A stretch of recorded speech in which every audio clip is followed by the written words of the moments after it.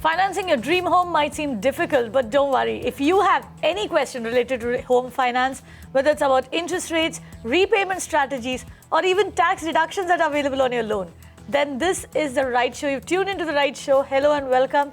You're watching Property Hotline with me, Kavita Krishnan. This is Magicbricks Now. Like I just mentioned, we are answering all your questions related to home finance today. In the studio is our expert, Harsh Roongta. Harsh is a chartered accountant and a SEBI registered investment advisor. Harsh, welcome to the show. It's a real pleasure, Kavita. Let's begin with an email query first. Probir Kumar Datta has written in, says his friend applied to LIC Housing for a home loan of 12 lakh rupees to purchase a newly built up flat in Howrah, West Bengal. Now, LIC Housing is telling him to find a guarantor on his behalf. Probir Kumar's friend obviously wants to know why should he find a separate guarantor since the property itself will be mortgaged with the bank. Why do you need a guarantor for a loan like this? What do you say, Harsh? So yeah, I can understand the question because that comes at us a lot. I mean, there are people who say my property is worth 1 crore. I'm asking for a 10 lakh loan or a 20 lakh loan. Why do you need to even see my income documents? In his case, apart from his income documents, they want a guarantor. The key is this. The bank is looking for repayment, and for repayment, they're not looking to sell the property and get their loan repayment. It is the income that the borrower has that is going to repay the loan. And if that income is not sufficient, then if the loan goes into default, the selling of the house is not so easy. And if the borrower wants, he can make it very difficult for the bank to actually sell it, or it can take a lot more time. And the bank isn't interested in that. That is why the income is very important. Now, for the specific query, I think probably the income is not sufficient in relation to the loan, or they may feel a little concerned about the ability to repay the loan, and hence the need for a guarantor.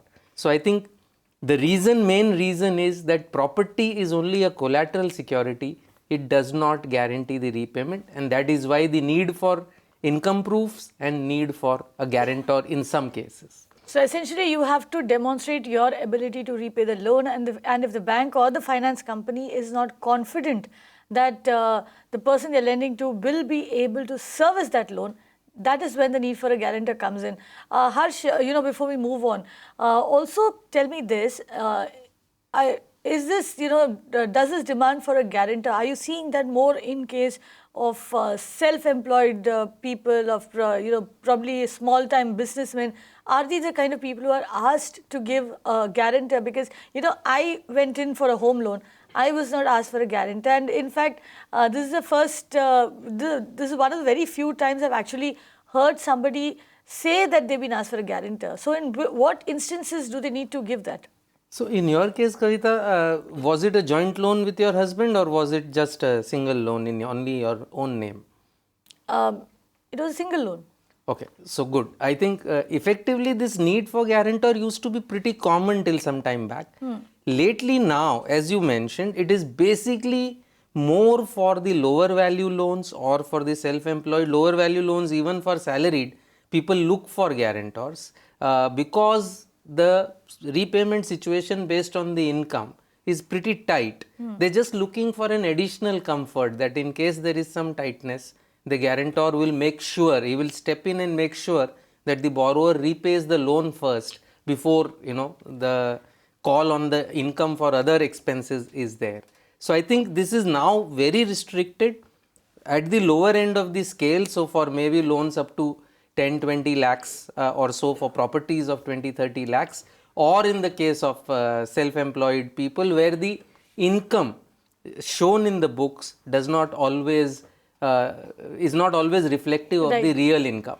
Right, and Probir Kumar Datta, this is what you need to remember, that while banks are, ensuring their comfort by asking for the guarantor, your friend in this situation is well within his rights to go and ask the bank why is it that they want a guarantor. He can also shop around for a better deal on his home loan.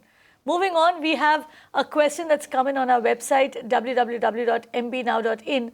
Now, Hemant Khanna says that his wife got a plot allotted in the lottery of the Municipal Development Authority. He asks if he's eligible for a loan to fund the plot purchase. He's a government employee, while his wife is a housewife. So the plot is allotted to the wife. Can he go in for a loan? Yes, absolutely. You can go in for a loan. But do you get a loan to fund the purchase of a plot? So the loan for purchasing a plot, and this seems to be from a development authority, I think that's what he mentions, that is typically available. A lot of home loan companies will give it. Please remember though, plot loans are more expensive, typically around 10.5, 10.25, 10.5% instead of the 9.4, 9.5% of a home loan. Available for shorter periods, typically 5 to 15 years. The down payment required is typically higher. They would require about 30-35% down payment. And most importantly, if you're just taking a plot and not constructing a house on it, there are no tax benefits available. Tax benefits are available on a loan taken only if there is a constructed house on the property. In his case, I think the person who's asking this, there is another issue. He himself is not even an owner or a co-owner. So even if he was to construct a house on this plot, he will still not be eligible for any tax benefits on the loan because he is not an owner or a co-owner. Okay. So he can take the loan, but he cannot claim tax deduction on it. Absolutely. Right. We have Mugdha Rane who's written in on email to us. Now she wants to know if it's safe to buy a flat which is under mortgage due to a defaulted bank loan. If so, what is the procedure?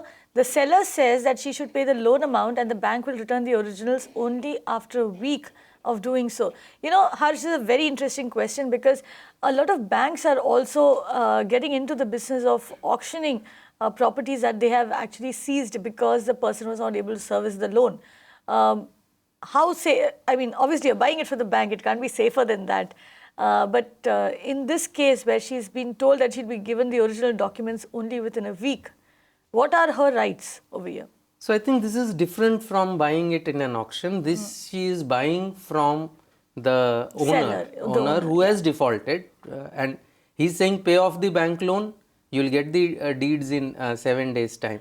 I think that's very doable. The way to obviously you cannot get a deed against the payment. It takes time. The way to do this, and there can be several, but one way that I could suggest that protects both the seller and the buyer is to enter into a proper registered sale agreement. Typically, the price of the property will be higher than the loan amount that is required to be paid off. So, what you could do is that the sale agreement will provide that the loan will be paid off directly to the bank, and you take a letter from the bank saying by paying off so much amount the loan will be fully paid off, and this amount is typically mentioned as of a future date. It will also typically give you a rate per day in case the payment is not made on that day, how much more you have to pay per day after that day. Now, once that agreement has been entered into and registered, you can pay off the loan amount directly to the bank. The documents the bank will release in 7 days against the original title deeds and possession of the property. Whatever balance amount is payable, you can pay. It safeguards the buyer because he has a registered agreement with him which allows him to make sure that the agreement will be honored. It also safeguards the seller because he is not parting with the possession or the original title deeds before receiving the full payment. And Mugdha, in any case, even if you were the owner of the property and you had taken a home loan and you have finished off your home loan, once you finish paying off that home loan, even then you need to wait for a week for the bank to actually release the papers. There are some processes, I'm sure, that the bank has to do at its back end, and they have to go and get those documents from some place, which is probably why they take that 1 week's time. However, at the end of the day, it comes down to brass tacks. Make an agreement, ensure that everything is written in that agreement, and get it registered, which is something that we tell all the viewers, all the people who tune in and ask questions on all our shows. If you sign an agreement, ensure that it is registered because that's the only proof you have that you own the property. Facebook query next, Rushit says that his friend's home is going into redevelopment within 6 months. Now his friend wants to move to a different location and wants money for the value of the flat upfront. Now Rushit wishes to buy his friend's flat for the same amount that the builder is giving with the same timelines. Can he get a home loan for such a transaction? Do banks give loans for transaction like this? What requirements should he fulfill to get such a loan. Harsh, what I have heard is banks are not very open to funding redevelopment projects unless they see the building construction actually start, unless part of the building is constructed. How true is that? Well, absolutely right, because redevelopment projects are known to get delayed for long times. I mean, not everybody vacates, permissions don't come through. So, I mean, till everybody has vacated, all permissions are there, and the construction has begun, it's not a standard project till that time. Only after that time, it's a standard project. This seems to be a situation where construction hasn't started, because he says it's going to happen in 6 months' time. So I don't know how he is going to pay over time, because his friend probably would expect all the money up front. Can he get a full-scale loan to pay off his friend? Very tough, because banks don't like redevelopment projects where the construction has not yet begun and all approvals are still not in place. One possibility is that if this redevelopment project is being funded, typically there are guarantees required to be given by the builder to the society, etc. Or the builder himself is being funded for making payments to the society or to its members by a bank, then that bank is much more likely to fund this particular flat. Otherwise, I am afraid it's not very easy. There will be some housing finance companies who might fund this for you, but it will be much more expensive than the typical 9.5 that you typically get. Right, and that's a very interesting alternative that you suggested. The fact that you go to the bank that is anyway funding the redevelopment project, so the bank knows the project in and out, so chances are that you'll get a home loan over there. Also, one thing, Harsh, if say and I'm assuming over here that the building is probably still standing, the old structure which they're going to tear down and then go into redevelopment. If that is the case, if the building is still standing, then do you think a bank will be more open to giving a loan to Rushit? In fact, it's the reverse. Okay. After the building has been torn down, everybody has vacated and construction has started. It is a normal under construction project. They look at the approvals, look at the pace of construction and provide the loan. So the initial part that the bank has a problem with, not the because the construction may take a lot of time, really. So because some people may not vacate, there might be cases, some approvals may not be in place. All that remains to be seen. Right. Let's move on. We have an email query now. Kruti Shah writes in, says she's 31 years old. She has just begun setting aside money as savings. Now she wants to buy a 2 BHK home in Ahmedabad or Pune or Bengaluru by 2020. She wants to know how much she should earn by 2020 so that she can get a loan with a tenure of 15 to 20 years. She also asks how much savings should she set aside for the same. Kruti, well begun is half done, though you have started it quite late in life, but still, she's still 31. And how much should she actually set aside? How much should she be investing? And I think here she'll have to actually look at investing, right, Harsh? Yes, absolutely. But actually, how much should you set aside? As much as you can, because that will determine, what kind of a house you will be able to buy. So we don't really know. This is an email query. We don't really know what is her budget. So if I was to just take a rough estimate, let's approach it from the other way. From the other end. She says Ahmedabad, Pune, or Bengaluru. Now, if we were to look at, say, for instance, Bengaluru, which is probably is the more pricier market among the three of them, a 2 BHK should cost around 50 to 60 lakhs. Right. Right. So if you're working with a 50 lakh rupee loan, and that is today, say by 2020, you factor in inflation, etc., it goes up to another, say 60, 70 lakhs if real estate doesn't really move too much. In that case, how much should she be saving? So let's do the quick math. Let's say the house today costs 50 lakhs, the house that she wants, right? We'll have to take an assumption on what rate prices will increase. Let's say 8%. So that after end of 4 years, that makes it roughly 68 lakhs, right? Now, 68 lakhs at that time, let's again assume that 20 lakhs out of that will be her down payment and 48 lakhs she will be able to get a loan We don't know her income, let's assume that. To be able to save up 20 lakhs, and let's again assume, because we don't know any better, that she has an aggressive risk profile, that she is able to take some risks, in which case, say, she can invest in balanced funds. And if she invests in balanced funds for 4 years and assuming a return of around 11.5%, I think you're talking in the range of 33,000 rupees per month, which she has to put in by way of a regular monthly investment in a good balanced fund.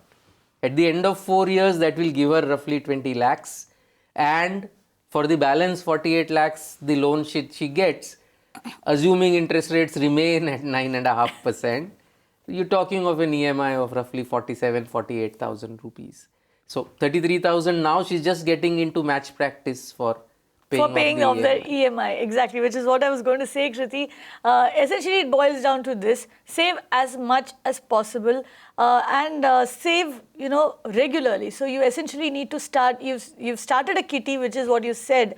Ideally, you should be investing, like Harsh said. Put your money in mutual funds. That will ensure that you don't lose too much of that capital which you're trying to set aside for the home.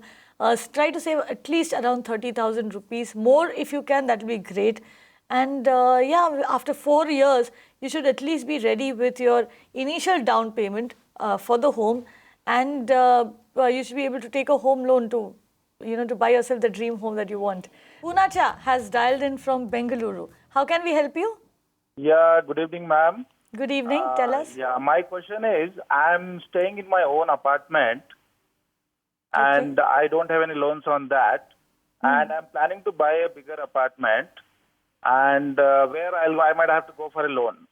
So my question is, I'm to avail the best IT returns benefit. The present house, should I give it for rent or should I try to sell it off? Okay, you want to avail the best returns possible. He wants to maximize his tax returns on property. Harsh Roongta, what should he do? We keep telling people how it is more prudent from a tax perspective to actually have a second house and let it out. So, should he let out this house and buy the other house? What should he do? So I have actually not really understood how selling the house, how can you decide to buy or sell a house just because of some tax benefits, really? Because the tax benefits on loan just reduces the cost of the loan. You can't really take a decision to buy or sell an asset just based on tax deductions. So Poonacha, are you buying this other house just to save taxes? No. My present house is a smaller one, so I want to buy a bigger house, bigger apartment, where I'll be going for home loan. Okay. What would be the cost, Poonacha? See, the present the house I'm staying, I might have to sell for about 40-45 lakhs. And the new apartment which I'm planning to buy, that will cost about 75 lakhs. Okay. So you're not holding this. You're going to sell this, buy another one, and you want to know whether you can maximize tax benefits on the second home that you will buy. You can't really maximize your tax benefits, right, Harsh? I mean, it's what really is given to you by the law. So I think clearly, if you're going to move into that second house, that becomes self-occupied. If you've taken a loan to acquire it, the maximum deduction you can get on that is 2 lakh rupees. So I mean, you're typically talking of a loan of about 20-21 lakhs on which the entire interest will be deductible. If that suits you, you should go ahead. Whether to stay in that house or to stay in the current house can't really be decided just because of tax, isn't it? I mean, that's a much bigger decision than just maximizing the deduction from interest. So I think the key is, if the second house, the house that you are buying, if that's the house you want to shift to and you want to maximize the deduction, then make sure that the loan doesn't exceed 20-21 lakhs, because that's the maximum deduction that you can get on a self-occupied property. If you can rent out that second house, then it does not matter. Your loan can be whatever maximum you are eligible for, and the entire interest amount will be tax deductible. So essentially, Poonacha, there are two things here. Affordable housing, you get a higher tax deduction. So that is one route by which you can actually maximize deduction that you get on a home loan. The other route what Harsh is recommending is that if you can afford to buy the second house, give it out on rent, then you can technically, there is no limit. Theoretically, there is no limit to the amount of deduction you can claim on the interest. So say you're paying around 3 or 4 lakh rupees per annum as interest on that home loan, you can claim the entire thing as a deduction, right? Okay. Moving on, we have Thomas Joseph, who's written in. He says he's an NRI working in Qatar. Now his family is based in Kerala. He wants to buy a 2 BHK house in Mumbai via an NRI loan. He asks if appointing a power of attorney is mandatory for an NRI home loan. He doesn't have any close relatives in Mumbai to appoint a POA. His permanent address is in Kerala. He asks if these factors will have any adverse effect on his home loan process. So for one, I mean, if you buy property, it's always advisable that you actually come and buy it yourself under your personal supervision. And if you're going to come down to buy the property, you can complete all your home loan processes at that time, in which case you don't need a power of attorney, a local power of attorney at all. In case you're going to be doing it while you are still in Qatar, then yes, you can have a person from Kerala as your power of attorney holder who signs the home loan documents, etc. On your behalf. I don't think that is a very big issue. Not having a local address in Mumbai, I don't think is a big issue, because I mean, you just pick up a bank that has a branch both in Bombay and the local city from which you are in Kerala, wherever your power of attorney holder's address is there. I don't think it will be an issue. Even if you're buying a ready to move in house, that itself can act as an address proof for the power of attorney holder. So I don't think it's a serious issue at all. But the advice is, it's much better for you to be here yourself, at least while buying the property. For home loan purposes, of course, you can appoint the Harsh, power of attorney. we are right now we are living in an age where everything, I mean, your bank is your mobile phone. You can practically do everything that you want. All kinds of banking services are available on the cell phone. And there are a lot of banks who have branches abroad. So do you think it makes sense for him to, I mean, from a comfort point of view, to probably look at doing business with a bank that has a branch both in Mumbai as well as Qatar? So that will probably make the whole thing easy. And yes, of course, I mean, you do need to come down because it is your property after all, and you need to look at it at least once before signing on the dotted line. So yes, that's an important advice over there. But do you think that will work? So for the home loan portion, as I said, it's not a big deal. Of course, if there is a bank that is active both in India, in Bombay and in the city in Qatar, wherever you are, then obviously, I mean, that's a much better choice, all other things remaining equal. But getting the home loan, I think, will be the least of your problems. Your problem is actually taking care of that property and ensuring that it's not encroached upon. So you need to come down once in a while if you hold property. That's it on today's episode of Property Hotline. Thank you very much, Harsh, for coming in and answering all those questions. If you have any questions related to real estate, and these could be whatever you want, it could be buying, selling, investing in property, it could be home loans like the ones that we answered today, it could be legal issues or tax issues related to property. Keep sending all your questions in.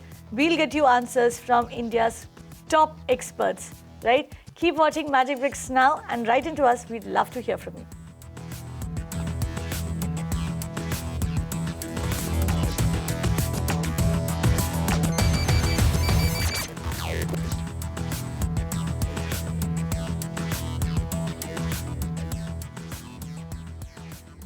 You can watch live TV on our website mpnow.in. Find us on Facebook at facebook.com/magicbricksnow. And don't forget to click the like button. You can also follow us on Twitter at magicbricksnow. To stay updated with all our programming, hit the subscribe button on our YouTube channel by logging on to youtube.com/magicbricksnow.